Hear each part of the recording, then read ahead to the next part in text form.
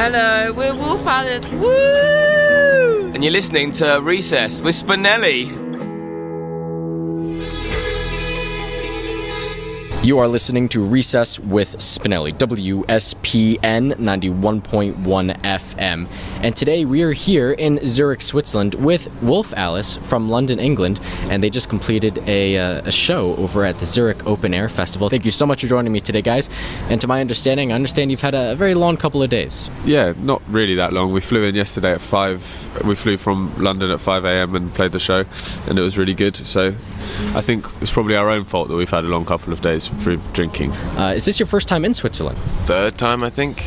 We were here a while back supporting Alt J at like a hockey rink, which is kind of weird but pretty cool. And we came to do a show for a magazine ages and ages ago. So while you're in Switzerland, is there anything you guys are looking forward to doing, or are you heading straight back on to your next show? We're going down to Paris for rock. I don't know how to pronounce it. Rock en Seine,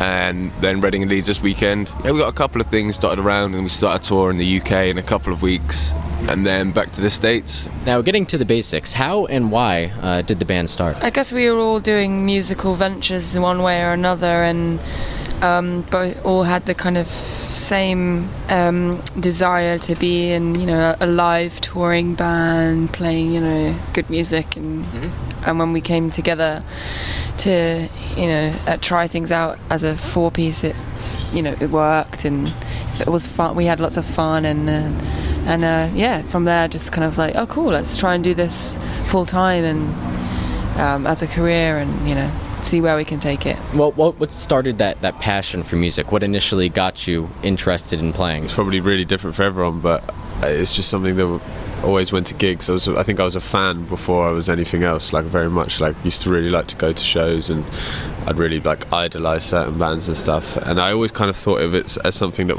you couldn't really do. I thought it was no one would become a musician. I thought it was ridiculously out of your hands. But then when this band did start going well, suddenly somehow we are all here in Zurich able to play a show. So I think probably just bands that I loved when I was a kid. So what are your thoughts now of being on the stage as opposed to being the person watching? I like it. I still enjoy being a fan as well. That doesn't change just because you're doing it yourself. Doesn't mean I can still really, last night we went and watched all the bands in the festival, Now I understand that you guys originally started doing open mics in London. Is that more of a surreal memory now to look back on, and then now you're playing, open air Zurich? Not really. I mean, it's just part of the kind of journey from the bottom to nowhere near the top to kind of the bottom of a new run of stuff. It's just it's just a good place to try it out, to be honest, because no pressure. There's only people that are playing that are also there. They're great. I think they're amazing open mics. I'd quite like to do some again. Yeah. I remember reading Viv Albertine's memoirs or whatever, and she, after being in a kind of successful punk band, she 20 years later, when she was in her mid 40s or whatever, started doing open mics, because they're unjudging, and if you feel nervous or you want to test the waters with new songs, it's probably the best way to do it, because like I say, they're unjudging and not intimidating, and everyone there's in the same boat. I'd say if you're a new band, you don't know how to get a gig, or you want to, or you're interested, definitely do open mics.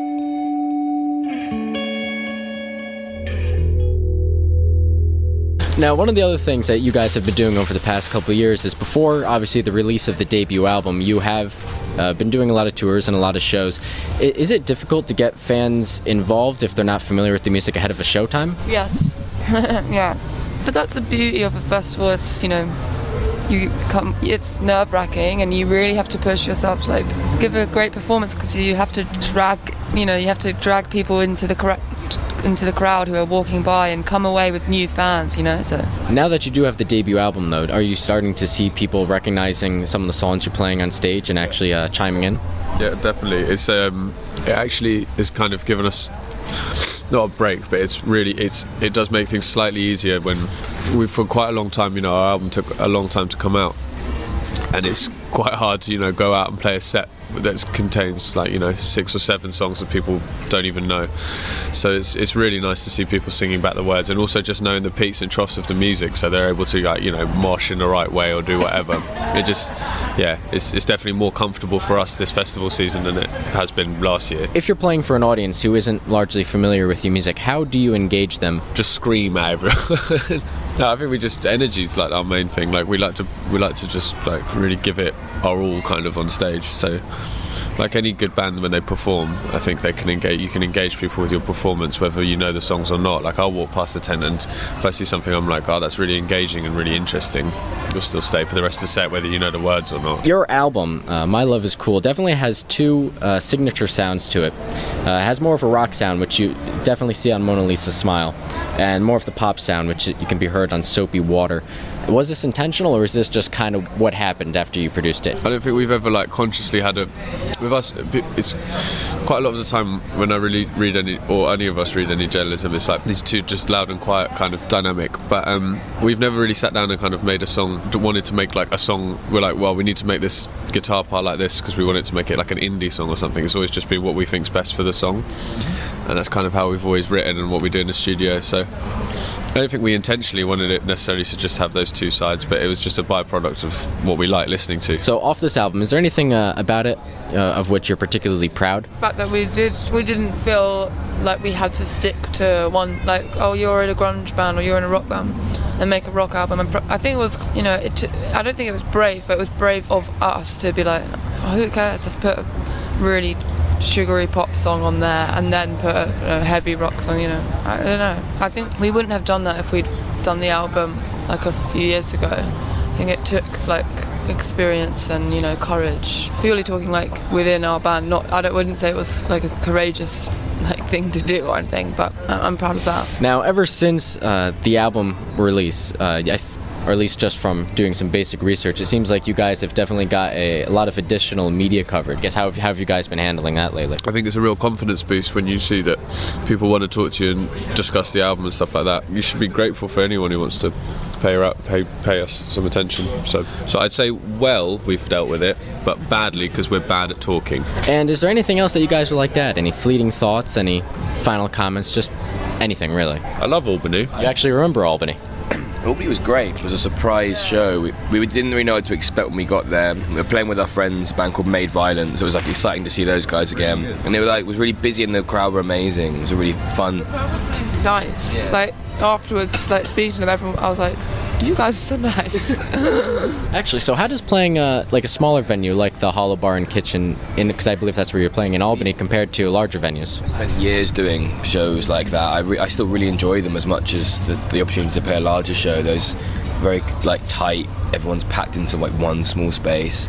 There's a different element to the band that probably comes out live in those sort of situations, and we still really enjoy doing those shows. Take them seriously. Now, I assume it's probably easier to engage the crowd in those smaller venues. It can also be harder when you can see everyone's expressions and it kind of doesn't become... People yawning. Yeah. I think small shows can be more nerve-wracking than playing to 10,000 people sometimes. You have nothing to nowhere to hide, kind of. You can't just become the background music. Well, I'm the bass player, so I'm always the background music. Well, thank you so much for your time, guys. It's been a pleasure to have you. You have been listening to Recess with Spinelli, WSPN 91.1 FM, and we have been speaking with Wolf Alice, who we finally caught up with here in Zurich, Switzerland.